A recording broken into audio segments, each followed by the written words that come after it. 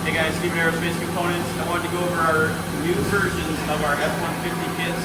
Our 15-inch conversion kits were pretty popular, but we wanted to give you guys something more for the 16 and 17-inch rims that have no modifications needed to bolt this on. There's no grinding, no brackets, no nothing. Other kits you had to turn down the hubs a little bit just for clearance issues for the 15s, but these you don't have to do that. So come on in a little bit here. Let me show you how to do this.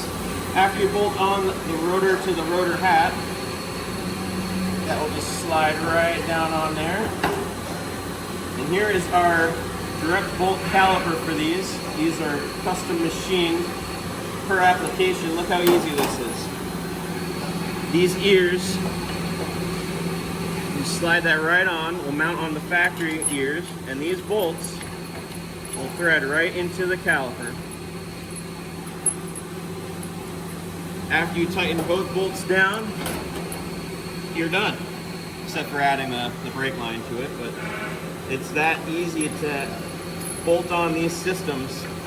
So if you're running a 16 or 17-inch rim on these trucks and you want an easy system to put on, it doesn't get any easier than this.